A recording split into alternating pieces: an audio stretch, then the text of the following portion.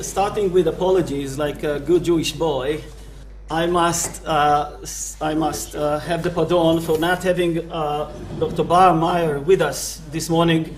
She suddenly got sick and she couldn't make it from Tel Aviv to Jerusalem.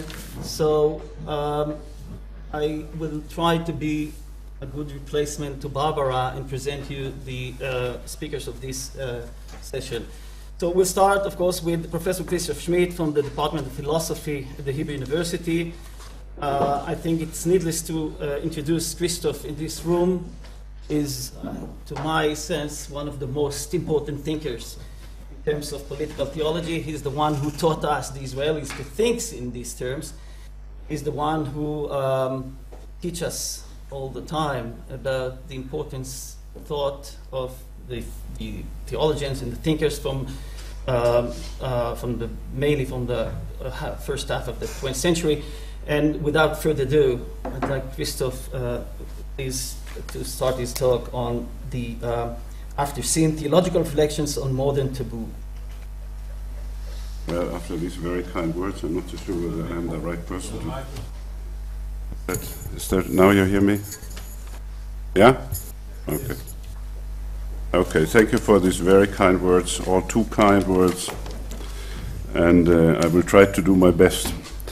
When I offered you the title, I actually thought about reflections on a modern taboo, but I see that you added theological reflections, and of course this is quite true. I'm going to offer some theological reflections on the concept of sin in the context of modernity. I think this is a quite delicate concept, and usually people do not deal with it. But my intention is threefold. First, I want to give a sort of short history of the concept of sin in modernity, which is basically the history of the elimination of the concept. Then I will try to think about this concept as a possible point of departure for a critique of modernity, and here I will engage in a discourse with Søren Kierkegaard. But the idea of engaging in Kierkegaard is not to take him in as a fundamentalist kind of counter-critique of modernity, which very often he is read as, but as somebody who really prepared in a very clever and sophisticated way what one would call today post-secular dialogue between religion and secular culture, but in this case from the theological point of view, which to my opinion is very often somehow already too much tamed, that is already submitting to the rules of that debate. So I'm presenting three parts sort of. It will be a short history of the concept of sin, and then there will be the idea of a critique of the dialectics of modernity with the help of the concept of sin, employing Kierkegaard, and then I would say a few words on Kierkegaard and the present post-secular debate on the relation between religion and secular reason.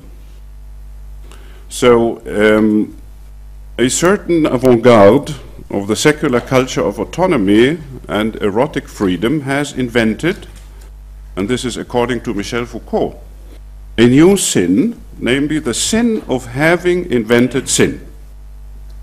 In the name of its anti-religious attitude, which promotes the liberation from the domination powers of the past in the name of some kind of utopia, this autonomous erotic subject has, of course, to eliminate the sin of all sins. The Church, and in her suit the state, have, according to this logic, invented sin as a conspiracy in order to control and suppress the original law of freedom and eros of the humans, and have consolidated this control with the help of a whole set of dogmas. But the elimination of this major sin, to have invented sin, suffers, it seems, some delay. Kant's idea of this utopia, the kingdom of God, created by the humans, was after all still counterbalanced by the anthropology of radical evil, His radical evil being a direct translation of St. Paul's concept of sin. But it was soon replaced by more radical utopian versions which developed visions of a humanity beyond all sins. These versions follow usually a double logic, which can be formulated in two equations. First, the more radical utopia and political messianism are, the more it will abolish sinfulness. And second, the less sin there is to be found in utopia, all the more this messianic utopia will invent its enemy, basically as the katechon, who, according to St. Paul, resists and retards this utopian fulfillment. The ideal of a humanity beyond sin had to compensate its impossibilities quite early by the creation of an absolute enemy, namely the enemy of class and race, who presented the realization of utopia and thus had to be in fact eliminated. This mechanism of transference from the internal sin to the external absolute enemy, described so well by Eric Voegelin and René Girard, generated the ultimate evils which have darkened so much the modern secular age in the 20th century. After the appearance of these evils in the concentration camp and the Gulag, radical utopia has lost most of its appeal and was replaced by political realism, a democratic liberalism somewhere between social democracy and conservatism, which wants to restore the idea of enlightened culture on a rather skeptical basis. But trying to live up to the idea of a moderate enlightenment, this culture has kept its basic instinct against religion, church and monotheism as the enemies of true progress and, of course, the inventors of sin. Lately, this instinct has even adopted new interesting theories of a monotheist conspiracy against the free human eros, as in Jan Assmann's Mosaic Distinction, Odo Marquardt's Return of Polytheism, or on a much more popular level in the Da Vinci Code. As long as religion and its institutions exist, and although their influence in the West, at least in Europe, is vanishing nearly to 0 degree, this late skeptical reason is still haunted by the possibility of irradiation and contamination by sin caused by the pure presence of the Church. It does not really help here when the Church, since Vatican II, has accepted modern liberal democracy as the theologically true political form of government, and has in fact confessed her sins in her attitude towards the modern idea of freedom, which she has in the past rejected in the name of her dogmatic belief. This basic acceptance of the modern secular concept of freedom, together with this confession of sin, have been overheard by this new skeptic avant-garde for some time, so that one must suspect that after the wild excesses of secular eschatology and utopia, with their ultimate evils, this skeptic has developed by now his or her own dogmatic system and retreated into a hermetic discourse of its own. It was Heinrich Heine who suggested already 150 years ago, at the time of his Confessions, that nowadays we have fanatic monks of atheism, great inquisitors of unbelief, who would burn Mr. Voltaire just for the fact that he remained in his heart a stubborn deist. In this sense, the public debate preceding the visit of Pope Benedict XVI in Berlin 2 years ago was symptomatic already for a media ritual with its own comic. The Pope, invited to give a speech at the German Parliament, was accused by atheist politicians of a violent religious penetration into the secular sphere, while the Pope himself in fact declared that there was no greater gift for the Church than secularization, since it made a fundamental Entweltlichung, a radical desecularization of the Church, possible. It was easier to repeat the classical attacks against celibacy as the source of all sins, against freedom and the law of erotic nature, than to listen to this interesting voice, the voice of a modern dogmatic theologian. But one could not avoid the impression that skepticism in this hermetic version was on the way to demonstrate the loss of its last resource of coherence. No doubt, then, the heart of sin is represented in this context by the concept of celibacy, the sin against erotic freedom. On a psychosociological level, the front against Catholic celibacy coincides for some time with the astonishing effects of a simultaneous admiration for the very Dalai Lama, who does not lead a less celibate life than the priest next door. But on a more fundamental level, the secular demand for liberty in erotic matters, held against the denunciation of eros as sin, does not tolerate any exceptions from this law of natural freedom, and thereby turns into a new form of coercion. Now everybody must live according to the erotic law of liberation. And this insistence on the principle of erotic freedom without exception tends to become, namely in the area of a growing sexualization of culture, nothing else but a submission to drive and physical necessity itself, thus suspending freedom, if not celebrating the liquidation of freedom, like in the case of Marquis de Sade. Ascetics and celibacy, seen from this perspective, are of course suspensions of this suspension, since they intend a liberation from all sexual coercion, however difficult for the priestly candidate who chooses this way of life and freedom. Thanks God, then, celibacy is not a demand for everybody. It is based on a free decision. As an opus supererogatum, an act of supererogatory ethics, the highest form of belief beyond ethical obligations, it forms together with poverty and obedience one of the three holy counsels for the Church. As the attitude of a radical and universal transcendence of all natural, social, and political laws and bonds of family, ethnos, and nation, this supererogatory celibacy is nevertheless not the worst condition of the possibility for universal love to the neighbor beyond these borders, culminating, in fact, in the radically communist communities of the monastery culture based on free will too.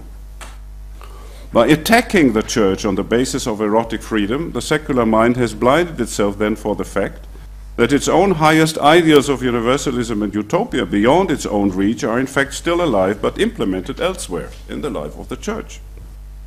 Giorgio Agamben has of course sensed precisely this when he praises the Franciscans for their radical communism and usus pauper. But of course he won't mention these erotic consequences for this life of usus pauper.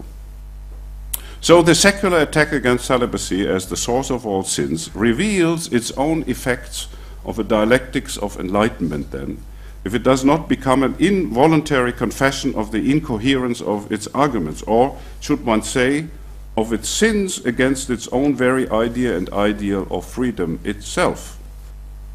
And in light of these contradictions and psychological symptoms, some of them bearing their own comics, the time might have come now to awaken from the skeptic slumber and reconsider the mysteries of the dogma, namely the dogma of sin itself.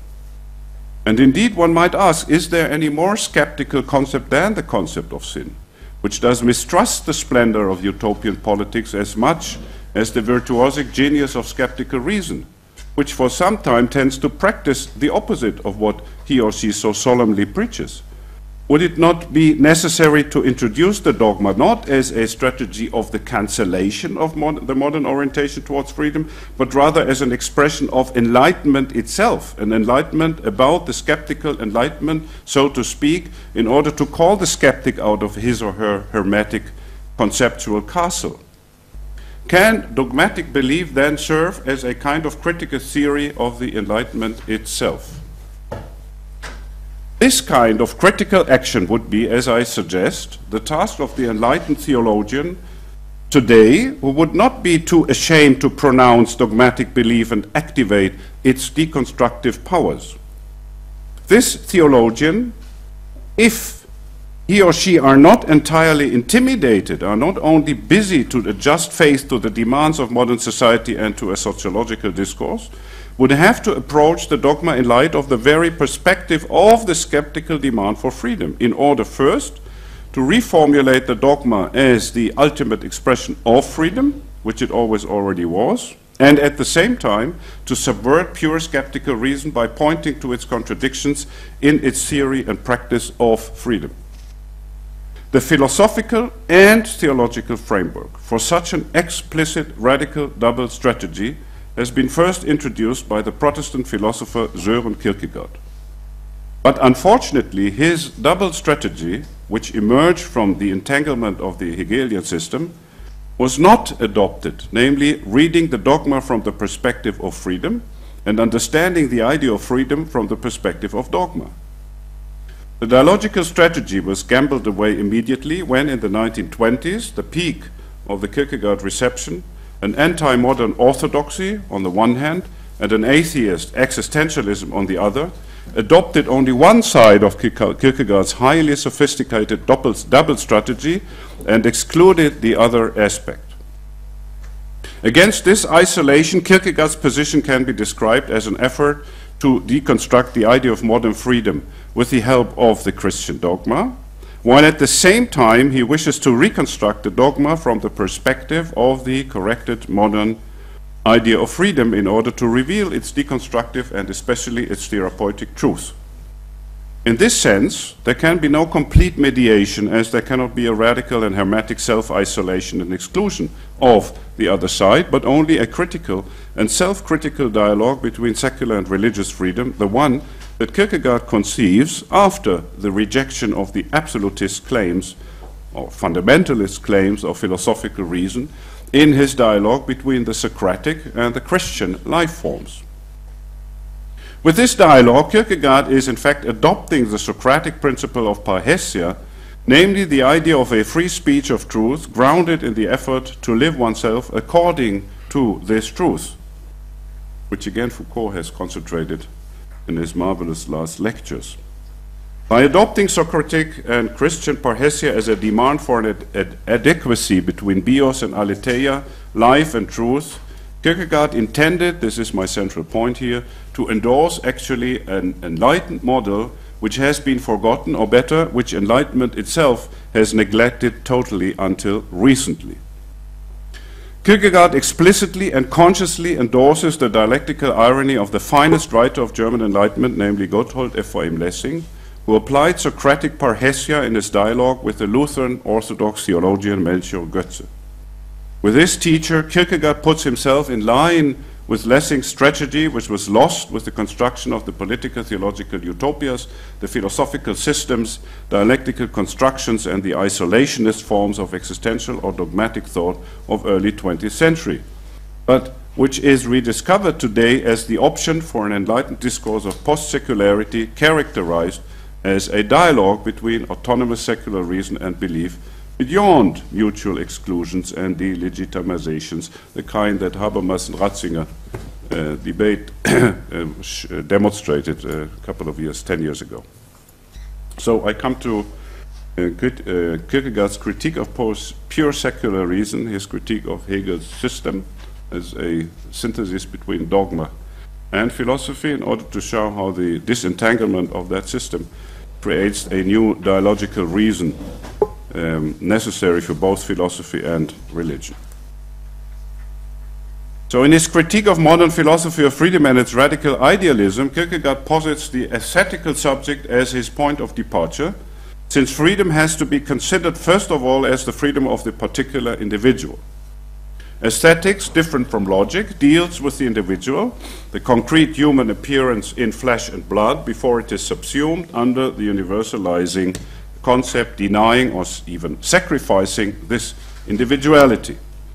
It is the individual self which has to live its freedom with care and responsibility, and to be able to give a narrative account of its decision about its future possibilities it faces in life. This point of departure does not only question the philosophical conceptualizations ignoring individuality, but it turns specifically against Hegelian philosophy with its claims to a fully realized dialectical concept of the subject as the systematic identity of identity and difference, and as we shall see later, against the synthesis of system and dogma. As a necessary conceptual structure and totality, this subjectivity is the result of its past, ignoring, so to speak, its potential and open infinity in light of the future.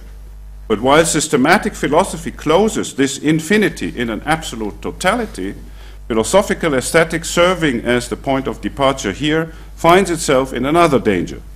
Instead of a closure in the system, it hands subjectivity over to pure infinity and possibility, precisely because the individual remains beyond concept and its grasp. That is, indeterminable. It is in danger to understand itself as pure infinite possibility here. This then is Kierkegaard's conclusion, where Hegel's absolute subject only lives in the past without future, the radical aesthetic subject has only a future. Both lack presence.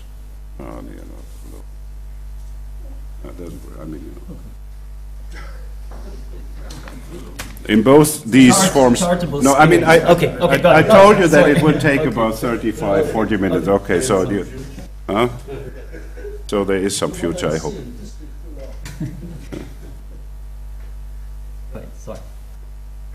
Sorry to interrupt you. Okay, this then is Kierkegaard's conclusion, where Hegel's absolute subject only lives in a past without future. The radical aesthetic subject has only a future. Both lack presence. In both these forms of a radical idealism of freedom, the individual finds itself paralyzed without the freedom it wanted to get access to. The philosophy can only repeat his system. The radical aesthetician does not know how to come to a decision in light of his infinite possibilities. The absolute identity of the self as concept, a kind of synonym maybe for modernity, as well as its infinite difference as aesthetical existence, synonym maybe for postmodern thought, prevent the very actualization of freedom in whose name these versions of subjectivity were generated originally. From the perspective of these two absolute polarizations of freedom and as absolute actuality and absolute potentiality, the self has created itself as a kind of paralyzed absolute, the paralyzed God, so to speak.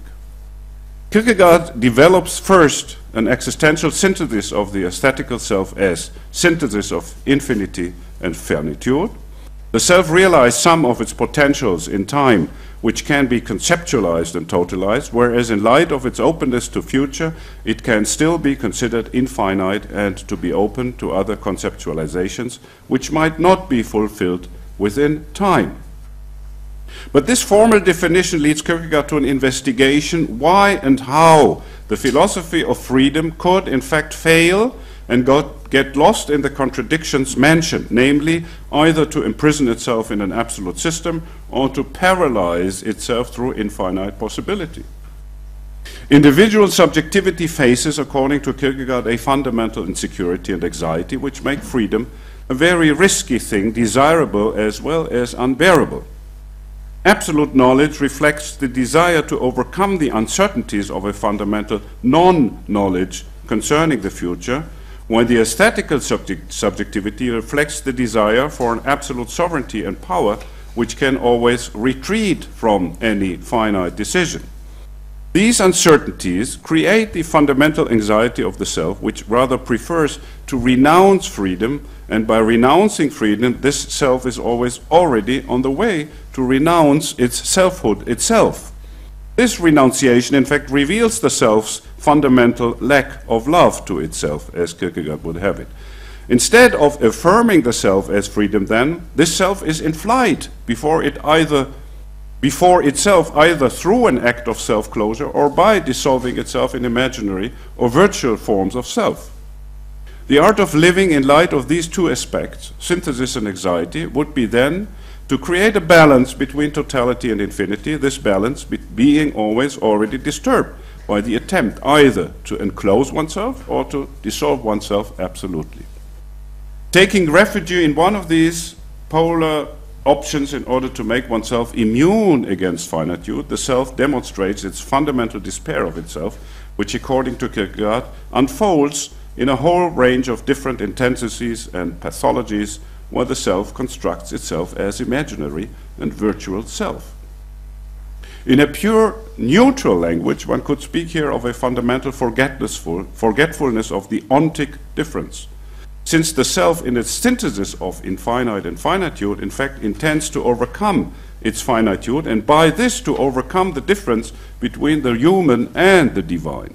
Of course, both totality and infinity are imaginary and illusionary strategies to get away from finitude. But this forgetfulness is, according to Kierkegaard's analysis, due to a fully conscious will, however hiding itself behind the conceptual framework of a philosophy.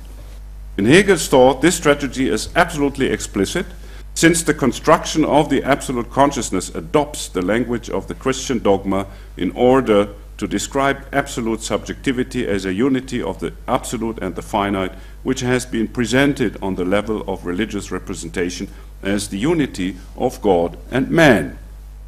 This failure of the full divinization of subjectivity did not just occur as an accident of the exodus of subjectivity from the immaturity it is guilty of. It appears as the function of a fundamental will which, according to Kierkegaard, has to be conceived of as a fully conscious guilt, namely to liberate oneself from the conditions of finitude and guilt. The self-contradiction between the project and the realization of freedom has to be understood then as a special kind of guilt, which is, according to Kierkegaard, characterized as a conscious act against all better understanding, and in this sense fulfills the Paulinian definition of sin: the good that I want I do not, and the bad that I do not want I do. Moreover, the failure of the self to establish freedom is due to the will to become the ultimate origin of oneself, to be some kind of God.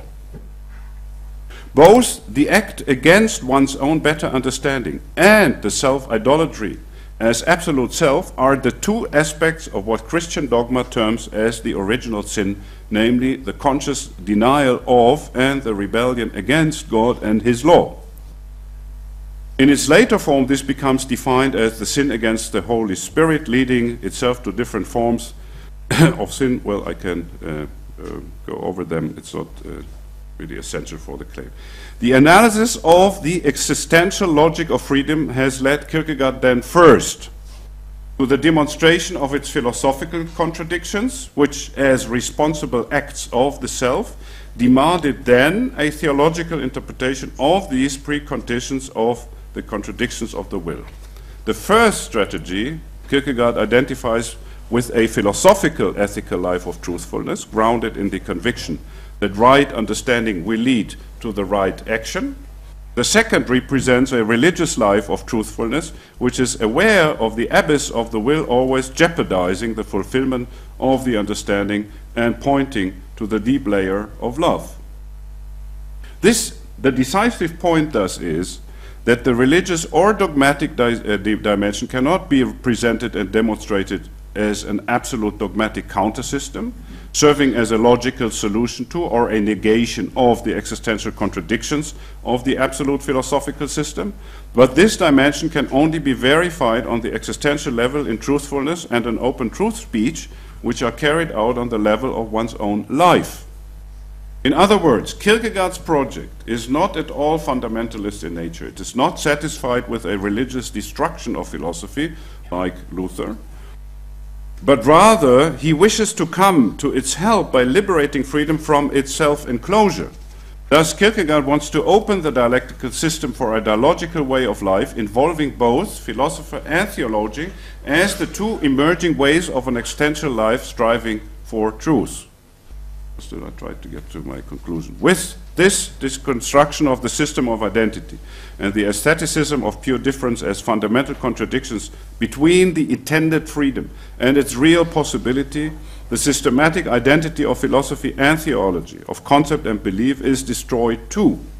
With this separation of knowledge and belief, we are witnessing, in fact, the genesis of two existential life forms emerging from within the ruins of the system. The life forms of the Socratic philosopher and of the Christian theologian, who replaced the absolutist of reason and the absolutist of belief. In fact, both of these existentialists were already involved in the deconstruction of the Hegelian system. The philosopher, when he pointed to the logical contradiction between freedom and necessity, and the theologian, when he retraced the roots of these contradictions in the problem of the will. So, the two existentialists find themselves, first of all, in a kind of dialogical coalition of freedom against all efforts of creating absolute or fundamentalist forms of subjectivity in knowledge, belief, arts, technology, or eros. But they differ from each other in terms of their existential point of departure in knowledge and belief, truth and love, logics and dogmatic orientation. But this difference has emerged on the fundament of a new critical consciousness of an open freedom, and thus it can serve as the ground for a dialogical, polemical, and apologetical competition, which is not meant to question the basic claim to truth of the other, but rather to learn, develop, and deepen the idea of freedom against its fundamentalist temptations. Both need each other then, not only in the coalition against the temptations of an absoluteness of reason or belief, and the tendencies of both to close themselves against the other hermetically. Without questioning the fundamental dissents concerning the other's claim to truth, they will not shrink back from criticism of the other, as they will remain open for the other's critical intervention. When the dogmatist might remind the philosopher of his rational illusion, namely the Socratic belief that if a person really has understood the matter, he or she will act according to it, the Socratic philosopher will remind the theologian of the fact that he should take his belief in love and redemption from sin not too easy, in order not to betray the idea and consequences of freedom. So, the dialectical identity and difference of philosophy and religion in the Hegelian system unfolds itself under these post-metaphysical conditions in a kind of post-subjectivist communicative action with its own dialogical dynamic of identity and difference and openness to truth on the basis of one's own critical and self-critical truthfulness. The dialectics of secular philosophy and religion has been replaced then by a dialogue opening a new path for the enlightened project, a path that indeed seems to anticipate the idea of the post-secular relation emerging in the debate between Ratzinger and Habermas in Munich.